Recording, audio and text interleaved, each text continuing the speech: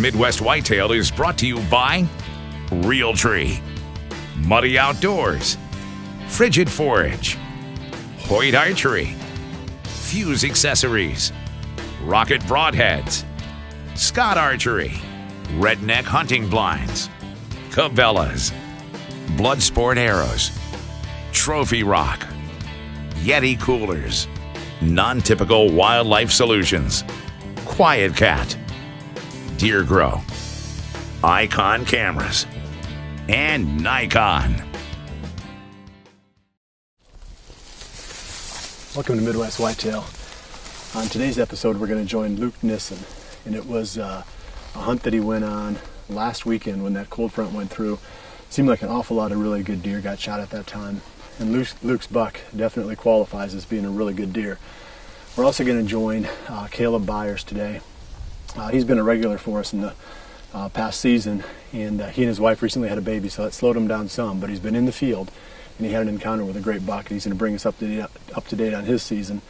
I'm going back in to hunt this buck that we've more or less nicknamed the No Name 10. Big Junior, the buck that I was hoping to hunt this season, got killed by a neighbor again that same weekend when Luke killed his buck. So this is my second on the list, this No Name buck. So I'll show you whatever comes out tonight at the end of the episode, and then I'll close it up from the redneck blind.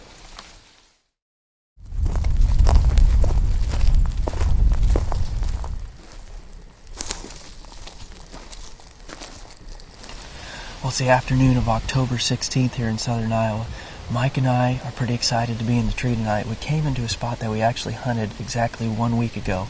We had a cold front last week. As you can see from the footage, there was actually standing beans out here in front of us, and the deer poured out into it all night long. But the main reason we're in this spot is we're hunting a big old buck that we got quite a few years of history with. A buddy and I have been hunting this deer for a couple of years now. So now, with it being the fall of 2015, we're guessing this deer to be 6.5 years old. He might be 5.5, he might be 6.5, but he's one of the two for sure. Right over my right shoulder here, across this cove, is where we got a camera placed and where this buck is coming out of his bedding area. We checked that last Friday about noon in the middle of the day, and believe it or not, when we had a cold front come through on the very first day of season, October 1st, that buck came out about 6 o'clock in the evening. This spot works out so well for us because the deer come out and feed in this little cove. We actually have a really thick ditch behind us. It's pretty steep, and the deer just don't seem to use it. They don't seem to cross it, and that enables us to get in clean and get out clean. So even though the beans have been picked out in front of us, with the combines rolling through, they don't pick everything up. We did come into this spot this summer and actually hand seed Big and Beastie into the beans. It didn't do as well as we'd liked. We got a heavy rain the night I actually seeded it. It rained about 2 inches and washed most of it away. We noticed the other night when Mike and I were hunting in here that a few of the does were congregating around that little grass strip. So we know there's some green there, there's some bulbs there. So we got a little bit of Big and Beastie out there, and we got some cut beans. But it's a high-pressure bluebird day. Cold front rolled in last night. So Mike and I are all settled in the tree. Hopefully tonight, the cut beans, the Big and Beastie, and these bucks getting a little bit curious with does, we'll have the Big 9 coming out to see what's going on.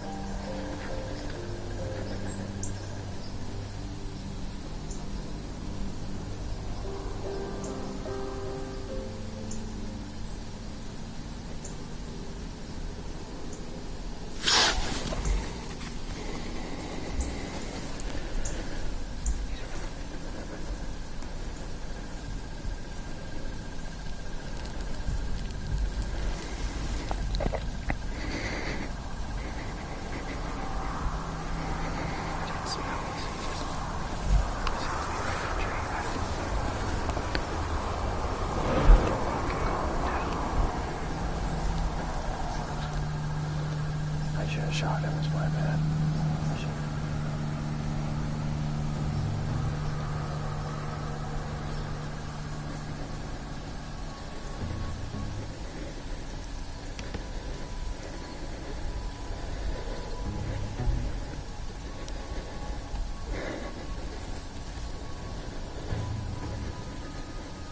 How much light do you have left? Just be careful.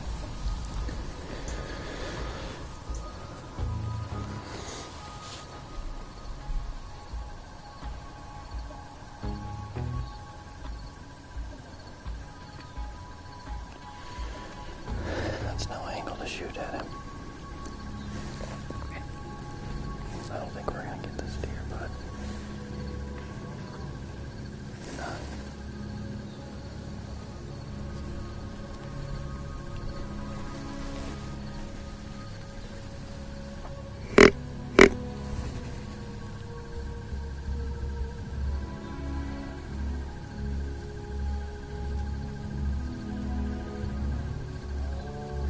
I might try and shoot that. Don't move, don't move, don't move. Let me draw on him and see what it looks like. Just whenever you're ready.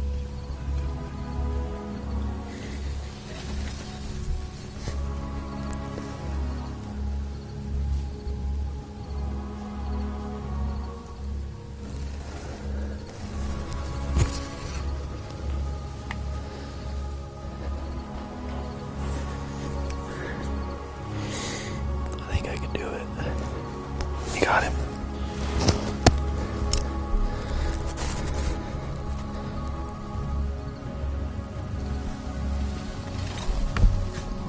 Good.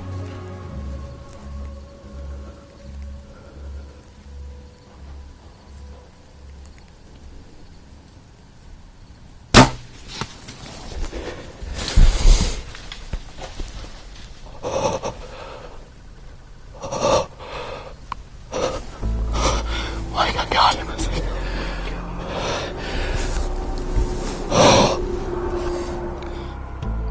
That deer. We had about 20 minutes left of shooting light. And we had to stand off for 20 minutes. He comes to 15 yards. He needs one more step. I'm getting ready to draw back. He didn't smell us or anything. He just saw us. So he goes to the other end of this cove. Another little buck came in the plot. Out in the field here. And they started working out there. And he got to about 44 yards. It's calmed down. The wind's dead. I put my 40 right on his belly line. And I think he ducked right into it. It sounded solid. If it weren't for that little buck, he'd have been back in the woods. I know the deer. He's a 4 or 5 year old. I got pictures of him last year, trail photos to him. And he disappeared on me this year. And I think we just got an arrow in. Well, it's about 9 o'clock. We went back to the house, reviewed the footage on the TV. We weren't quite sure of it. I think it looks good. So I got my best friend here with me, and we're going to ease into this blood trail, and hopefully we got a big buck at the end of it. So let's go. Yeah. He sprayed on the tree. He's just pumping. I think I see my light up there. He's got, there he is.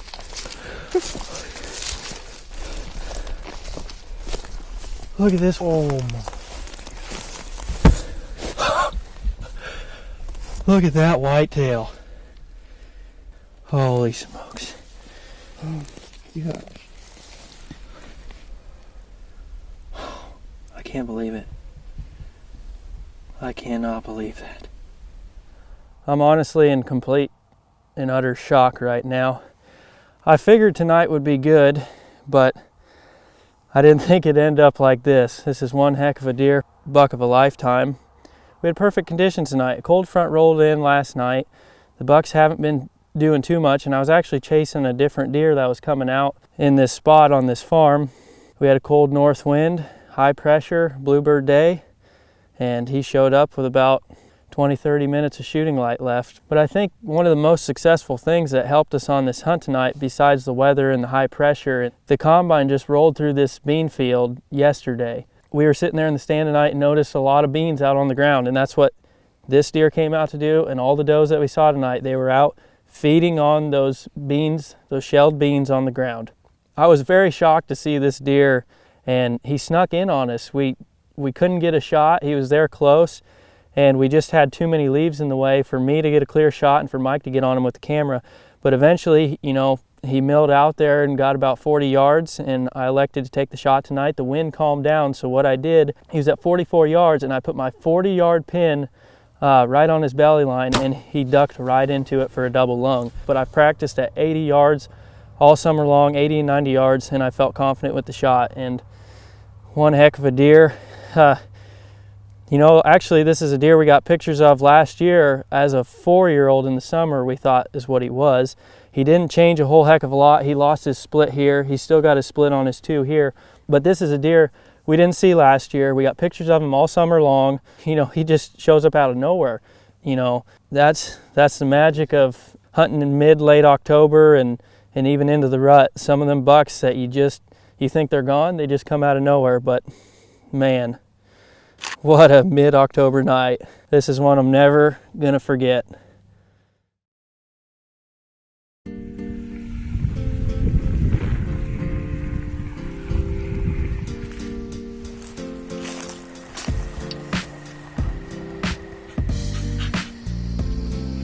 It is October 9th today, and it is actually the first time we've been out this season.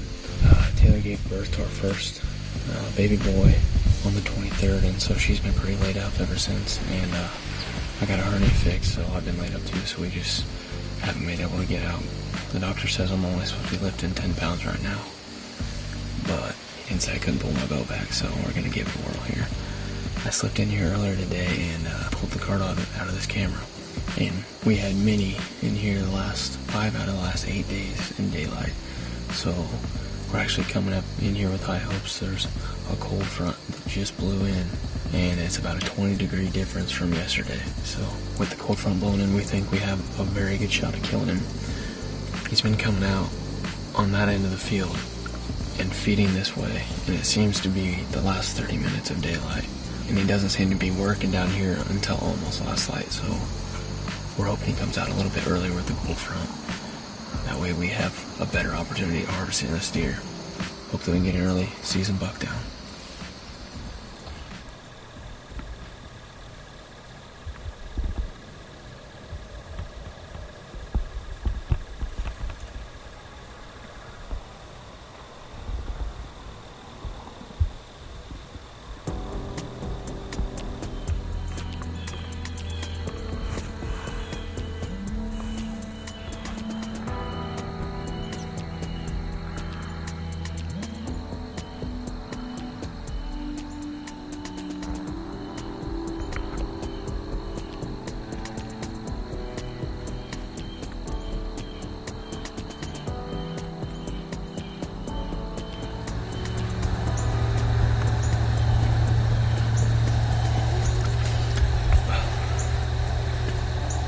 Seen a deer all night, but the buck we're on, he just stepped out, and he says 75 right now, but what he normally does is feeds out over there for a little bit, and then he'll kind of come over here and work this edge and then come, and there's a scrape that he works over right here, so that's what we're hoping he does tonight, but we're hoping he does it with a little more daylight than what he normally does, so he's out plenty early, so fingers crossed it'll work his way into bow range.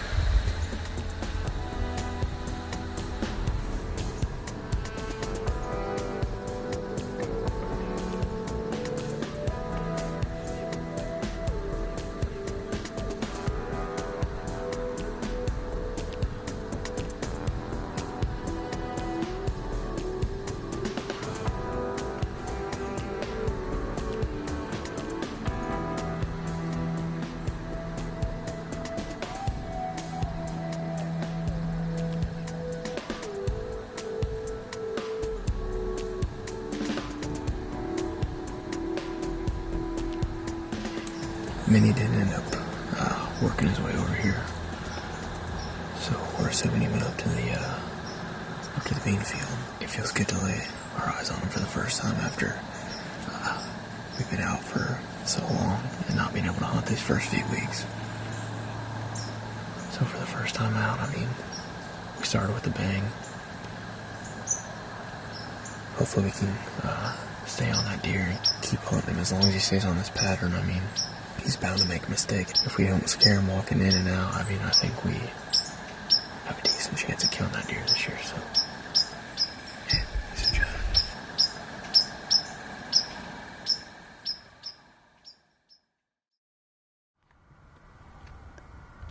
Well, it's October 24th tonight, and as you can see, our quest for Minnie has ended. So we had a cold front come through tonight. Definitely got this guy up on his feet, and we cannot wait to share the story with you next week.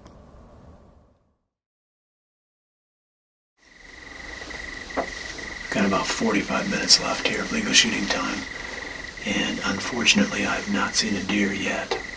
I'm going to wrap up the show here though before we start to lose our light. And one quick thing I want to talk about before I let you go. I've had a lot of people ask me for some perspective on this buck that I was hunting that got killed on the neighbors. It seems like a lot of people have that same story. The reality of it is you just have to keep hunting. You're going to have these disappointments along the way. And I've certainly had my share of disappointments, and everybody has, I'm sure. And I've had those high points. But one thing for sure, if you're hunting an individual deer, you're going to have a lot more of a roller coaster during your hunting season than if you just go deer hunting. You're going to have a lot more highs and lows. It's going to be very frustrating.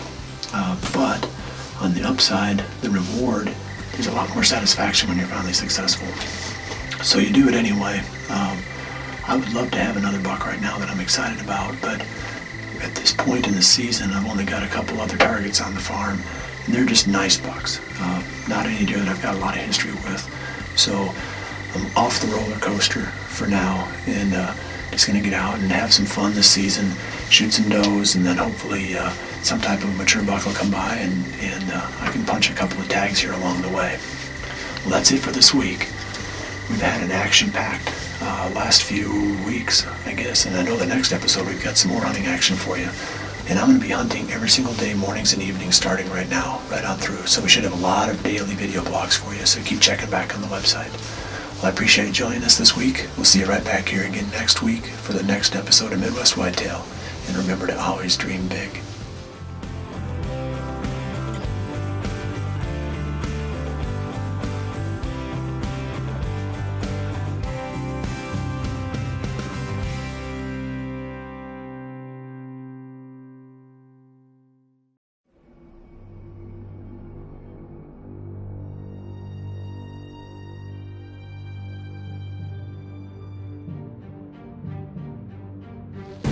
Yeah, it's a buck.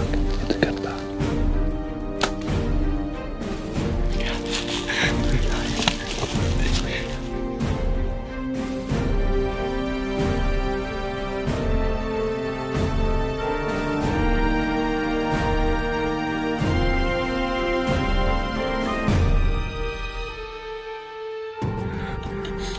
Oh my gosh.